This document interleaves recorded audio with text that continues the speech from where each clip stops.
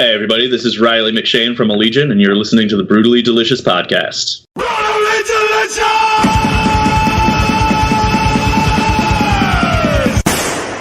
How was your vacation, man? Oh, it was great, dude. Yeah? We went to, the first couple days we took Colin up to, he's a big roller coaster fan, and he wanted to ride the biggest roller coaster in the world. Yeah. It's up in Jersey at Six Flags. Okay. So we took him up there, and which was great. I mean, it's expensive, but it was fun. And I was actually had all intentions of doing it until I got to the bottom of that fucker, and it is so big, man. Really? Yeah, it's 456 feet. Ouch. The drop, and then it's 0 to 128 in 3-point-something seconds. Holy shit! I gotta look up how big. How did you say? 468 feet? Yeah. So look it up. It's called the Kinda Ka. Kinda. Holy fuck! That's a huge drop. Yeah. It's monstrous. It's like almost 2 football fields. Oh, wait a second. Are we doing this fucking conversion? You couldn't figure out feet? I don't know feet yet. I'm learning. I never said what I was doing. I just had to look at it and see how big it was. We're starting already. No. I wasn't going to bring it up. I was just doing it. I was doing it incognito. If our buddies from Heavy Petting are listening, maybe they can. But yeah, so after Great Adventure, we went down to, Denise and I went down to Myrtle Beach and stayed at a beach resort for 4 days or something, and that was very nice. Oh, man. Myrtle Beach is in Florida, right? No, South Carolina. South Carolina? It's kind of like right on the border of North Carolina, South Carolina, right on the coast. Oh, wow. I bet you it's just beautiful there. It was really nice, and we had like a beachside thing. We really had no fucking agenda at all. It was kind of get up when we get up and eat when we eat, and we'd be sitting at the pool, and I'd be waiting to hear a blender at the bar, so I knew it was bar 30, and I could start pouring. I kept going, hey, is it time yet? She's like, no, it's too early. And then I'd hear the blender start going right around 11-ish, and then I was like, cool, I can start pouring. Bar 30 is like one of my favorite times on holiday. Yes, bar 30 is nice. And bar 30 lasts, like the happy hour lasts for, 12 hours or more at times. However long it goes, it goes. Yeah, it was cool. We ate a couple really cool places, and it was nice. No real agenda at all, just kind of hanging. Oh, that's cool, man. That's awesome. Yeah. Need that to reset once in a while, I guess. Well, you were on vacation. I started work on my new EP, which was really amazing. It's been an amazing journey doing this. I heard that. I have Rob from Touch the Sun. He's doing all the drums on it. I programmed all the parts, but he's just going to take them and Robinize them, if that makes any sense. Right. And I have a really amazing lead guitar player that's going to do some lead work on it. And it's such a departure from what I normally do. I'm like, it's fucking heavy as shit, but not, it's like, it's not heavy as in like metal heavy, even though it is heavy metal, I guess. But it's kind of like a mixture between like, like Nirvana, Nevermind, and Alice in Chains and Gojira and In Flames, all put together into one kind of thing. So, you know what I heard though? I heard though that if you come on the show and hype that, you automatically like go gold or something. Well, fuck, that's why I'm doing it. That's why I'm talking about it. I know what happens to bands, so I'm just like, hey, right? Hey, for all the 5 people that will actually hear the song when I finish it, right? Please share it with 5 more. I was talking to Josh the other day from Oculum Day, and I said, hey, we're taking credit for your band's success. And he was like, dude, just ride with it. Go for it, man. Well, tell him we want 5% of all merch sales. Well, he listens. He's one of our 5 listeners, so Josh. Then we don't want 5% of your merch sales. That would be rude. Right, disregard that. I've been dealing with a dog today. There's been no Vagisil on the pause, but he's been whining a lot. So I had a lady at work the other day when I told her about that. She didn't believe me, so she called her boyfriend, I guess, who's like a vet tech. Yeah, and she's like, Bruce's partner's putting Vagisil on his dog's paws, and the guy's like, oh yeah, they do that all the time. She was sort of fact-checking us. Fact check this. I'll give you something to fact check. Right. Yeah, she didn't believe it at all. And then she's like, oh, cool. I guess you're right. Well, the funnier part about it was, so the Vagisil doesn't clear that up. So I was like, oh, what else do I do? And then my wife was like, well, you know what happens when a girl has these problems? I'm like, well, you go to the doctor. She's just like, right. Or you sit in a vinegar bath. Let's make him a vinegar bath. To make him a vinegar bath, put him in the tub with all his feet submerged. And he's like, fuck, this sucks. Get me out of this fucking shit. Jesus Christ. And he's like freaking out. And I'm like, have another treat, have another treat, have another treat. So I had to let him sit there 5-10 minutes, right? So, and I'm just feeding him treats. But the only, he's so old and picky, the only treats he'll eat are these pill pocket things, like, you know. Mm-hmm. So I was breaking them up into small pieces. Well, holy shit, I've never smelt dog gas that bad in the evening. Oh my God. I was just like, it was a mixture of vinegar and dog farts in my house for the whole night.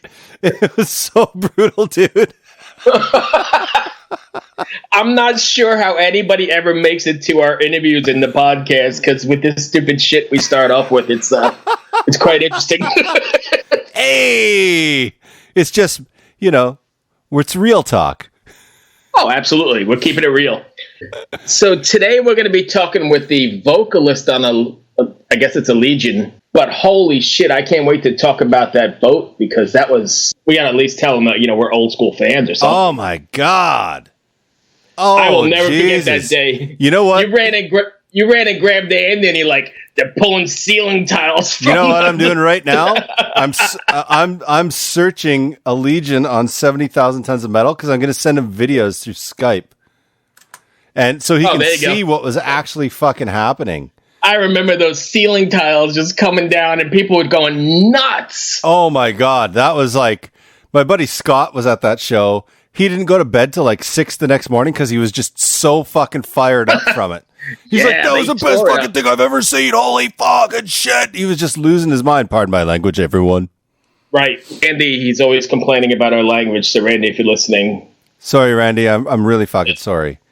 Yeah. Fuck you. I'm looking forward to this because it's been one of the better shows we've seen together. Oh, it was fucking crazy. Blew my fucking mind away. Oh, there you are. Oh, hey. I'm here. I'm alive. Riley, I apologize for Chris's ineptness. We just got to roll with it. Fucking you know, Canadians. I'm in a couple bands. I'm used to dealing with inept people. So. At any rate, that's my partner, Chris. Nice to meet you, man. What's going on, dude? So I'll catch you up, Chris. He's wearing the nice floor pattern because he's in San Diego, ready to chat with us. So, fucking A. What are you doing in San Diego? I live here. Oh, well, that explains that. yes. I live in North County, San Diego, in Escondido, but I've actually never lived outside of California yet. Somehow my bread and butter is based out of Denver, sort of. Yeah. So weird. Interesting. All right, so we can just jump in. Chris, you want to start? I will. I know you do. So the first time I saw your band, I was on 70,000 Tons of Metal. Oh yeah. Yeah. That show was mind blowing. Was it the Pyramid Room show, right? Yeah. We were both there. Yeah. Where the tiles were coming off the roof and people were hanging from the rafters. Kicking out ceiling tiles and shit. I was just like, holy Christ. So I actually, 70,000 Tons is like mostly a blur to me because but when I was on my way to the airport, right? Yeah. To fly from California to Florida to get on the boat, the bass player for Cattle Decapitation at the time, Derek Engeman, called me and was like, hey dude, like, you know, Travis has a family emergency that like came up last night. You know, is there any way, like, how familiar are you with our material? And I was just like, oh God. I was like, well, I can do like everything off your last album, off Anthropocene Extinction. Yeah. And he was just like, cool, that's 5 songs. I was like, God damn it. So I ended up doing like last minute double duty on 70,000 Tons for Allegaeon and for Cattle Decapitation. And, and so I had to do like, it was like Cattle's first set was like 2 hours after the boat took off. Oh my God. And then Allegian's first set was at like 5 o'clock in the morning that night. Oh my God. The next day, right? On the pool deck up at the very top. Yeah. And then I'm pretty sure, I want to say that it was Allegion again in the Pyramid Room the next day, and then Cattle Decapitation in the ice rink room, right? Oh, wow. And it was like all in the first 2 days, so I just didn't sleep for the first 2 days. and then I finally was like, okay, I've got to crash, but the land stop is soon. I'm just gonna like rest my eyes for a minute. And as I'm like drifting into sleep, I hear them be like, boom boom. Now arriving at Labadee, Haiti. And I was just like, oh, okay, fuck. Like, I'm just going to sleep for like half an hour, like get off the boat, like go see Haiti. And like it was one of those things where it's like, when like you close your eyes and you like feel like you only slept for a second, but then you open them back up and you're like, oh shit, how long was I asleep? And in those cabins, as I'm sure you guys remember, like there's no semblance of time. It's just like, it's just like, all right, well, I'm in my cabin. So I'm like, all right, well, I feel like the boat is moving. So like, hopefully I didn't miss the land stop. And I like go like crawl out of my bunk and like get my shit together. And I walk up to the pool deck to like kind of see what time of day it is. And it is like the dead of night in the middle of the ocean. And I was just like,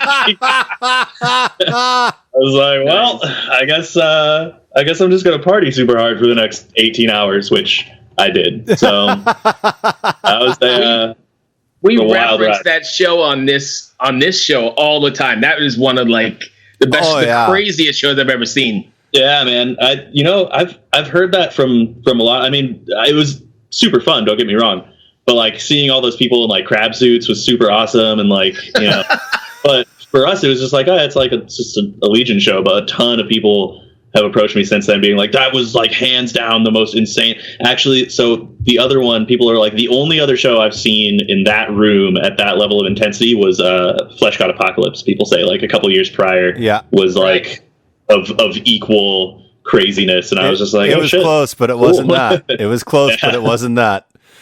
Like I was just telling Bruce before we got on, my buddy Scott was, he first time on the boat. He's never been, and I go almost every year.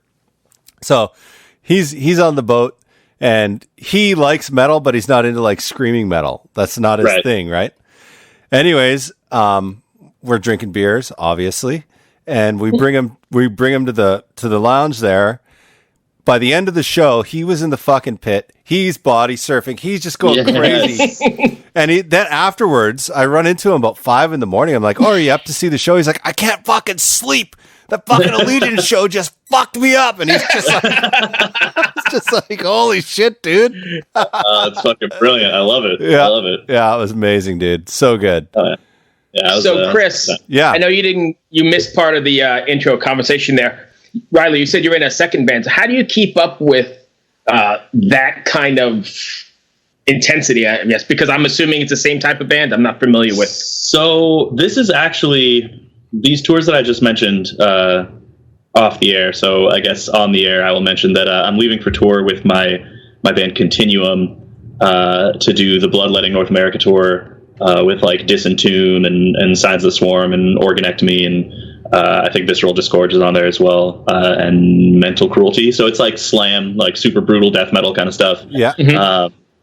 And this is actually my first full-length tour with Continuum. So Continuum started in like 2009, I want to say, and then I recorded vocals for our first album, The Hypothesis, in 2011. And then that album didn't come out until like 2014. So based off of that like 5-year chunk of time, I was like, oh, this is a studio project. Like it's never gonna be like a touring band kind of thing. And then the other thing about Continuum is that it's like it's not a super group by any means, but it's like a bunch of dudes who have been in the game for a long time. Like my guitar player Chase Frazier is one of the founding members of Animosity, and he played in a Decrepit Birth for a while. He also played in that Scour band with Phil Anselmo, and so he's been around. And then our bass player, our other guitar player plays bass for Deeds of Flesh. He played in I want to say Brain Drill for a while. Our drummer played in Brain Drill and Rings of Saturn. He currently plays for Inanimate Existence, which is a band that I was in prior. So it's like everybody's been around. We've all been in touring bands and all this kind of stuff. So I was just like, it took us like 5 years to get the first album out, and we're all doing other shit. Like, I'm assuming this is never going to be a touring band. And then like last year, my guitar player is just like, yo, I wrote an album. I got us like booking representation through Artery Global. Like, Unique Leader is ready to put this thing out and like get us on the road. And I was just like, fuck. I'm never getting off the road. I was like, oh no. So, cause it's, I don't get me wrong. Like, I love what I do and I love touring, and I'm super grateful to be in a position where I can tour, cause so many musicians, never get there. Yeah. But it's, it's exhausting, and it's definitely, death metal's not, I'm not living in the lap of luxury by any means. A lot of sleeping in vans and all that kind of shit. And I just turned 31 like earlier this year.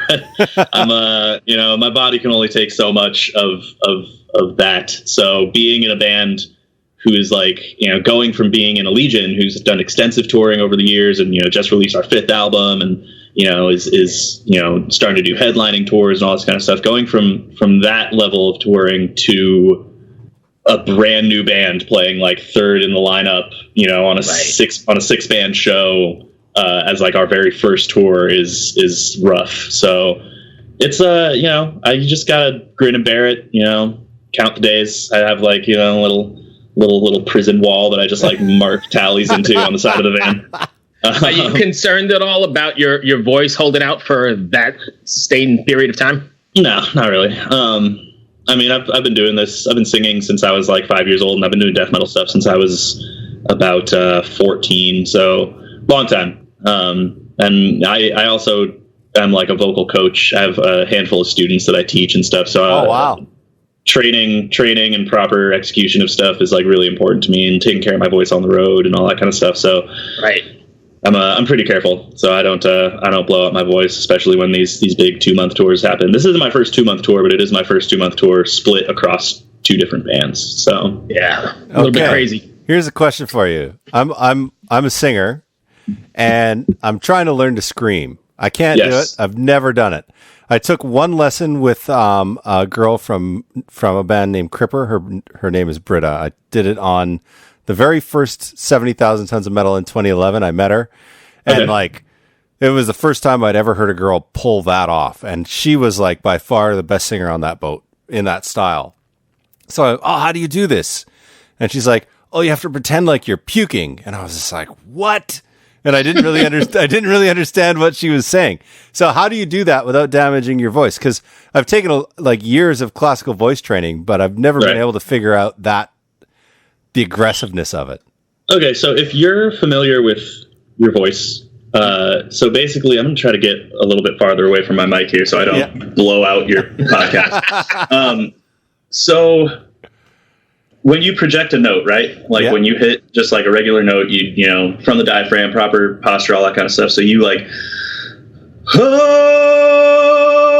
right? Yeah. Did that cut through? Is that it's beautiful? Yeah. Okay, so you do something like that. So then the next step from there is to do like a vocal fry kind of deal, which is just like the tightening of your aperture so that when you're using the same amount of air from your diaphragm, you are pushing through like a tighter window. Imagine like when you let air out of a balloon. Yeah. If you just let it do its thing, it's like, but if you tighten it up, it does a little like squeaky thing. So it's same principle with the aperture in your vocal folds.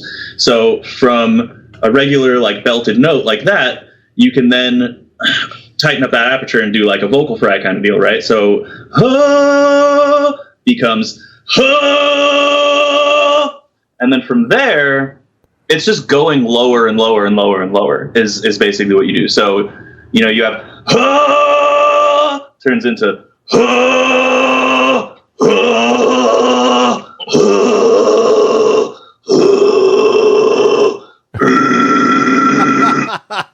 And there you have it. Yeah. Okay. I understand that. That's the easiest way to do it. As someone who is familiar with your voice, that's I feel like the easiest way to transition as someone who's already, a singer. So, can I ask you a question? And I mean, we've done a million of these interviews, and I've been around for a long time, but I've never asked it. Does that hurt your throat? No, not at all. No. I understand what you're saying. I don't. I really get it, because you think it would, but if you're just relaxed and letting the air go and controlling your airflow, it's not gonna do anything. It's the kind of thing where it's just like regular singing. It's actually most similar to singing opera in my experience, because it's like you have to use a lot of air. You have to really project, really belt. It's all coming through your resonance chamber. Your soft palate is closed or up in that like hard K position kind of thing. So there's nothing coming through your nose. Yeah. It's very like proper projection, but basically it's like I said, just kind of like it's weird because it's like you have to gain that tightness in your aperture to create that vocal fry thing. But then to create a lower tone, as I'm sure you have to open up your larynx a little bit to get those like deep bassy tones. Yeah. So combining the two is kind of tricky, but once you get it, it's just like second nature. Cool. So all those people who say it's just screaming, you've just been taught a lesson here. Yeah. You guys are dumb. Nice. Yeah, no. I remember the first time I saw, like the very first metal show I kind of saw was In Flames. Oh yeah. And it blew me away. I was at this club in Vancouver called the Commodore Ballroom. Yep. And they just fucking rocked that place. And that guy can scream. And then in between songs, he's got that accent. He's like, "Oh, thank you very much, everybody." Yep. And he's like so tame and quiet. And he's like, "Let's go, run!" It's like, holy shit. That's exactly how I feel every time I see Opeth, because they still do a lot of their like older growly songs, right? Even though they don't put it on albums anymore. But yeah, fucking the first time I saw them, Michael Ock felt the same way. He's like super soft spoken in between songs, but he's fucking hilarious. And so he was like, what did he say? He was like, I wrote this song several years ago, and when I was first demoing it out, I showed it to my grandmother, and she said, I think that is a very nice song. And then they started playing fucking Deliverance, and I was just like, yes, yeah. Nice. Yeah. All right, so let's switch this podcast to why you're here, because you're here to talk about Allegaeon. Yep. The record's been out, maybe 6 months now? Just over 4, I want to say. Okay. Came out in April 19th. So now that you've had a chance to sit with it and listen to it and rehearse it, whatever you're doing, is there anything you wish you could go back and change, or are you pretty much happy with? I know there's going to be some little thing here and there probably, but yeah, I mean, always, you know what I mean? Like I've never done a record and then listened to it 6 months later and been like, yes, still perfect. Like it's never it's never gone that way. And I try to not get bummed out by that. I just view it as like, it's just a sign of growth. You know what I mean? Like I've grown as a singer between when I recorded that album and when I listen to it today. But yeah, there's things that I wish I could go back and change, layers that I wish I could add, little bits of melodies and stuff like that I wish I could kind of, spice in there and all that kind of stuff. But you just gotta learn to settle with what's out there and save those ideas for the next record. In the end, I mean, I know it got great reviews, but it's definitely one of my favorite albums of the year so far. It's freaking great. I love it. Thank you very much, man. Yeah. I'm still really happy with it, despite, being a perfectionist and being like, I wish I could change that, or I wish I could change that. And this album, I feel like, is particularly endearing to me because it was such a process getting it out there. Proponent for Sentience, which was my first record with Allegaeon, it was a pretty streamlined process. You know what I mean? It was just like I just wrote my parts, and we had studio time booked, and then we had a release date set, and everything just was like super smooth, super easy. We got all our promo materials in line, all that stuff. But with this one, The writing process was just a little bit harder for everyone. You know, we were spending tons of time on the road, like too much time on the road. You know, taking tours that we had no business taking, kind of thing. Right. And it affected our it affected our release schedule, and it was hard to like get into a creative space when we were like so busy all the time. And you know, when it finally came together, I hated it. I was just like, dude, this is awful. Like, there's so much wrong with this album. Like, I hate the way it's laid out. There's songs that I wish weren't on here. There's all this kind of stuff. And, you know, it took like, you know, getting together with the dudes and like, you know, throwing shit on the chopping block and, you know, but in some cases it was like too little too late. Like, our vinyl for this album has 2 songs that aren't on the CD, and the track listing is totally different. Oh, really? And that's because by the time that we like got everything together, we're like, okay, this is how it should be. These are the songs that we want on there. This is how we want them played. Like, this is the play order we want.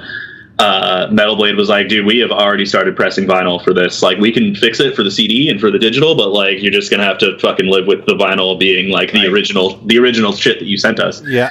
And so it's like I said, it was just like headache after headache after headache trying to get this record out. That makes it a collector. Yeah, right. And then, but then, you know, the theme of the album is all about like, you know, death leading to new life and growth and positive change and all this shit. So it was like, it was kind of a contrast to like what was actually going on behind the scenes. And I feel like, but even with that, it kind of does tie into the whole theme of the record of how, you know, it took a lot of bullshit to get the record out, but then when we finally got it out, I feel like it was the best version that it possibly could have been. So it kind of, you know, it definitely worked out. But like I said, it's more endearing to me. I remember this process a lot more because, you know, you generally tend to remember the hard times more than the easy times. So sure. It was definitely a process, but finally getting it out and then seeing everyone's response to it was super special. So right. I'm stoked on it. I'm glad you like it. Awesome. So you say you guys all live in different places. Did you get together to write the record, or were you writing remotely? No, we write remotely. And then we just get together when we record. And so when we go into the studio, the album is only like 95% done, because Dave Otero is a fantastic producer on top of being a fantastic audio engineer. Yeah. So we're always open to, you know, it's like we have everything written, like all the parts are there. It's not like we're like leaving the ends of songs being like, oh, let's figure it out in the studio. But you know, when Dave is like, oh yeah, I like this, but maybe like don't maybe do it less shitty. Like we're like, oh, okay, yeah, let's fix that part. Let's make it less shitty. Yeah. So a lot of the like final details are hashed out in the studio with Dave. But yeah, we write all the songs remotely. I write all my parts. You know, it's a lot of like Greg and Mikey, right? Like they like split song duties pretty much down the middle of like, here's this whole song, and then everybody else kind of writes their parts on top of it. Okay. So yeah, write remotely, and then we get together a few days. So we spend about a month and a half in the studio. Yeah. And then everybody kind of flies out for like their week. You know what I mean? So I get there at like the tail end, because vocals always go last on recordings. So I get there like last week, you know, give myself like a day to kind of acclimate, because we record in Denver, which is nowhere near sea level. Right. It's going to mess up your vocal cords, man. Yeah. So I give myself a day or two to acclimate to the altitude and then hit the studio and yeah, do it that way. Same thing with touring. We just get together a couple days before the tour starts and run some rehearsals and make sure everybody's dialed in. And if we have to cut a song, you know, because one or more people are like, I couldn't get this down, like it's not working out, then, you know, that's what we have to do. But yeah, we have a system. Nice. Do you think about, I guess, changing the vibe or the performance from album to album? Because this one is definitely, I think in my opinion at least, a lot more progressive or a lot more proggy. Is that something that's intentional, or is that just the way it flows? It's kind of just the way it flows, honestly. Like, you know, Mikey, when doing an interview or when we asked him about like, you know, what was your writing process like? He summed it up pretty well for, I feel, everyone in the band, where he was just like, you know, like I went into this being like, you know, he's like, usually when I write songs, I try to like make them sound like Allegaeon, you know what I mean? And this time he was just like, I'm just going to write songs and see what happens. And, you know, I feel like those songs are the best ones on the record, because they are just like way more raw and musical, and they don't feel forced, as some Allegaeon tracks can tend to do. Okay. Cool. Chris, anything? No, I'm just enjoying checking it out, man. Yeah. So just so you know, Bruce and I, we started this podcast, but I'm kind of newer to metal. So for me, this podcast is about learning more about metal and getting to meet people in metal and hopefully helping people that listen to it come along in that journey so that they can kind of broaden their horizons into a different kind of way of listening to things. Oh yeah. Yeah. That's awesome. All right. So Riley, do you have a sense of humor at all? Chris is going to start laughing here. Oh, shit.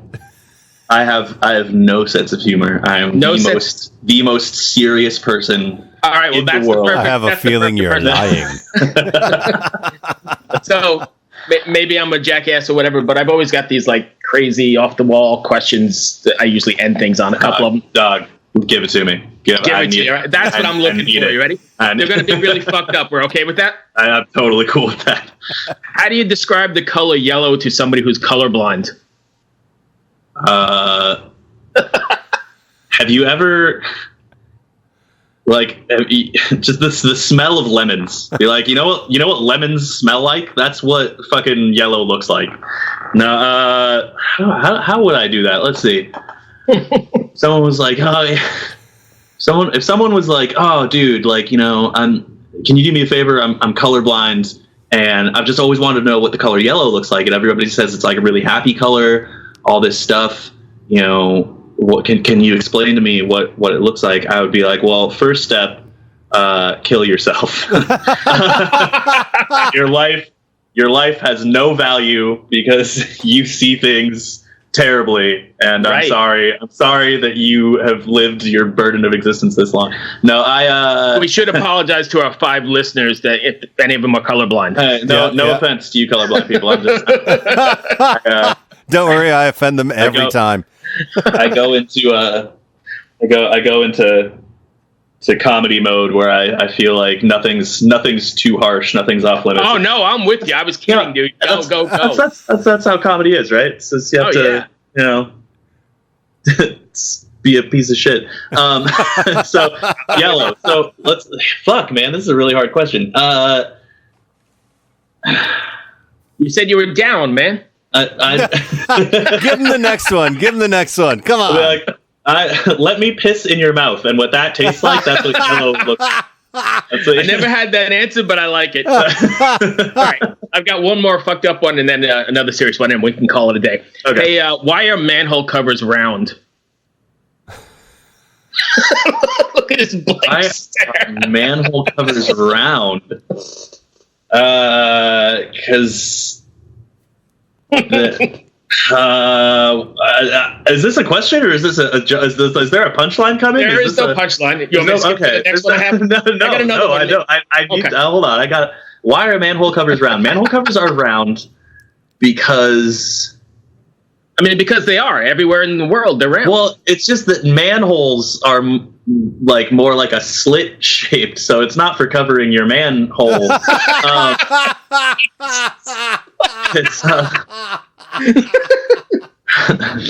So it clearly did not get its inspiration from the actual manhole. Not a butt plug. It's what's it called when you jam shit into your pee hole? There's like a specific word for that. I don't want to know. Chris is probably Googling it right now. You know, my wife would know, and I totally don't. I don't. Wait a minute. That's not what I mean. That's not. No. Why are manhole covers round? Manhole covers are round because if they were triangular, there'd be a lot more traffic accidents. Perfect. And if they were square, I don't know. I personally think they should be square. I'm going to start a fucking change.org petition to make all mammals square. All right. Thank you for playing along. I got it. You ready?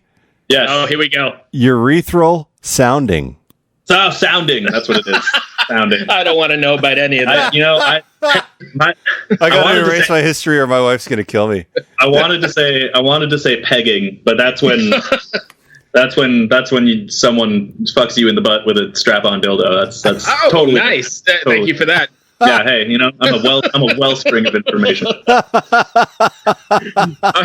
Well, thank you for playing along, Riley. One last one. If you were stranded on a desert island, whatever, you could take 3 records, assuming you've got like a solar-powered turntable. What would they be? The self-titled Portishead record. Nice. The Wall by Pink Floyd. Oh, amen. And I don't know. I feel like I should say a metal album, but like I fucking would not want to be stuck on a desert island with a fucking metal record for my whole life.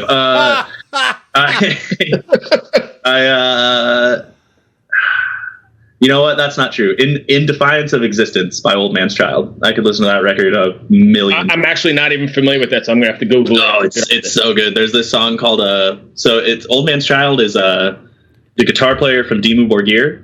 Mm-hmm. It's his like other band where he does guitar and vocals for it. But there's a lot of like member interchange kind of thing, and so Nick Barker, who played for Cradle of Filth, and he played for Dimmu on I want to say Puritanical Misanthropic, or Puritanical Euphoric Misanthropic, whatever the fuck that album's called, and then Death Cult Armageddon. He plays on In Defiance of Existence, and it's like he just kind of gets to show off a little bit more. It's a little bit more flashy because it's not as like structured and stylistic as Dimmu Borgir is. Right. And it's fucking crazy. It is so sick. Like the whole record is amazing, but just the drums alone are next level. You should check out this song called Black Seeds on Virgin Soil if you have not heard it. I'll definitely check it out. And just listen to the drums; it will blow your mind. I love. I know. I said the last one. Can I get you one more? Yeah, of course. I know we're looking at Chris because we're doing the video thing. See that shirt right there? What do you think of Gojira? I fucking love Gojira. They're actually one of my favorite bands. However, no, there's a however in there. Hold on.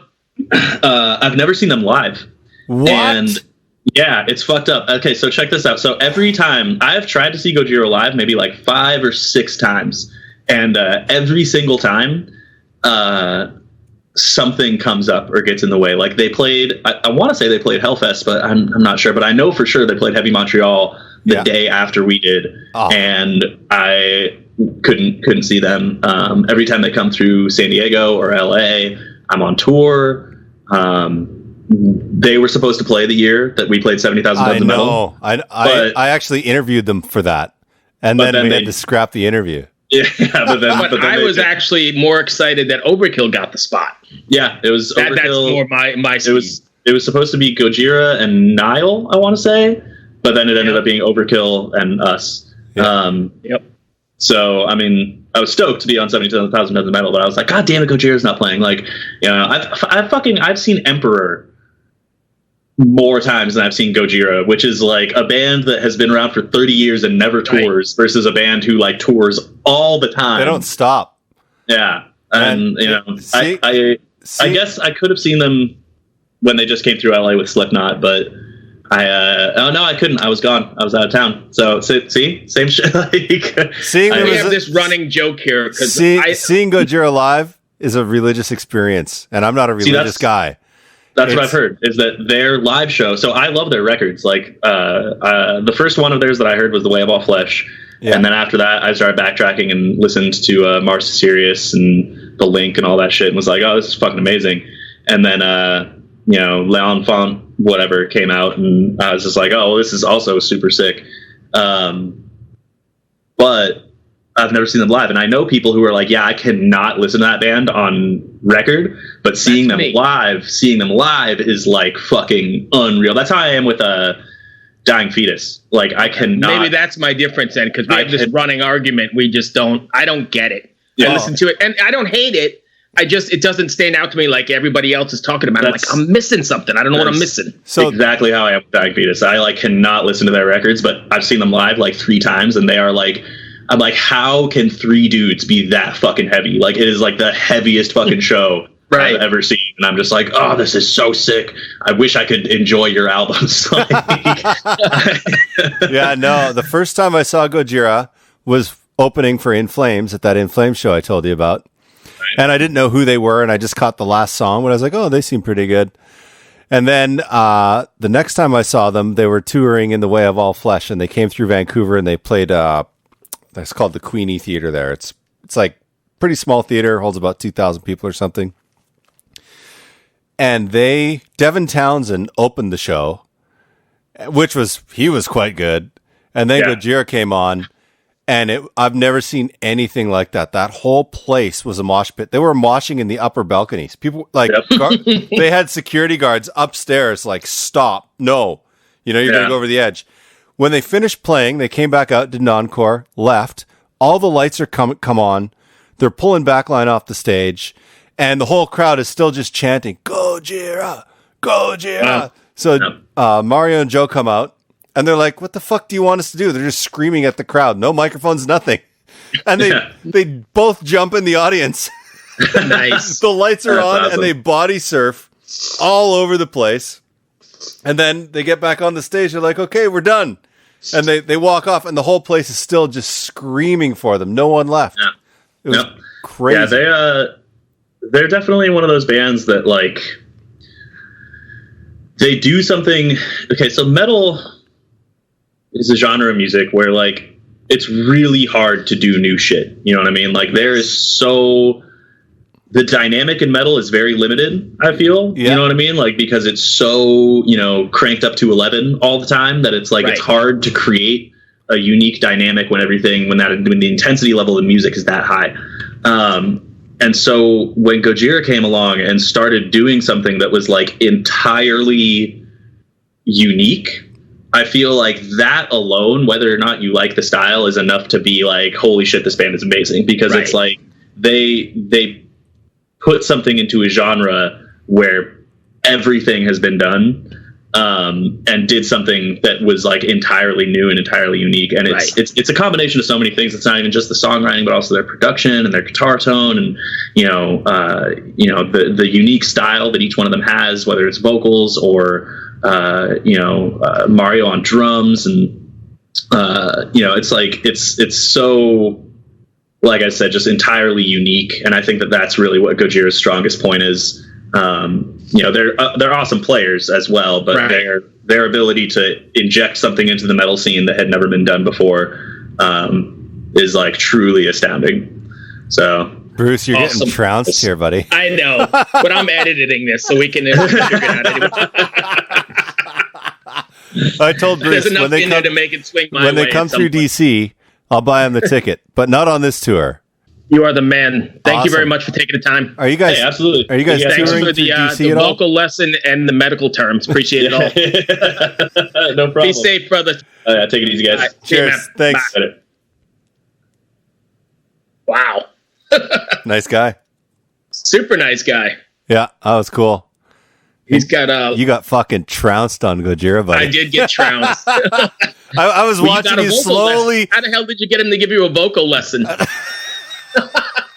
I have such weird ways of talking to people, I think. I had no idea he was going to, like, push back his chair and actually do it. No, it's awesome. So far in the last 2 episodes, I've gotten guitar pickup advice, guitar advice, and now vocals. Conversion from Imperial to Celsius with formula, and a vocal lesson. And vocal lessons. Well, that's all I've got, man. I think that was a great show. Good guy. Go check him out if they come to a arena near you. Oh, killer band. You won't regret seeing this band live. They will blow you away. And Apostasis, he said it was April, came out this year. So go check that out, because it really is high on my list of albums for the year. Great album. Thanks for listening. Keep it metal. Yeah.